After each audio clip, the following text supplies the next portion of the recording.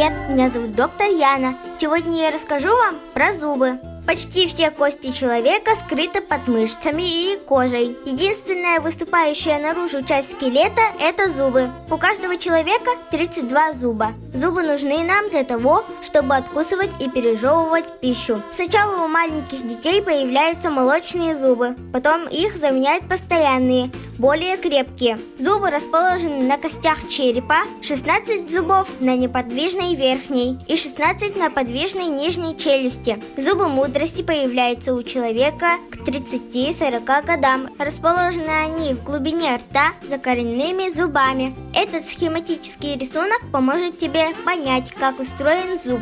Каждый зуб окружен десной, мягкой тканью, покрывающей края челюстей. Наружу выступает лишь небольшая часть зуба – коронка, а корни зуба располагаются внутри челюсти. Сверху зуб покрыт тонким, но очень прочным слоем эмали. Если он разрушится, то окажется без защиты самое больное место – пульпа. Здесь спрятаны кровеносные сосуды и нервы. Наша пища разная – мягкая, жесткая, похожая на желе.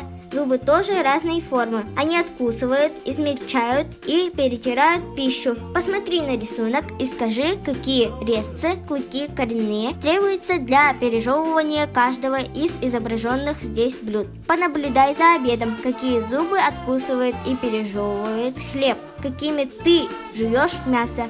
От пережевывания каких блюд зубы начинают побаливать? Есть ли такие блюда, которые можно есть не жуя? Напишите в комментариях. Не забудьте поставить лайк и жмите на колокольчик, чтобы не пропустить новые видео. Всем пока!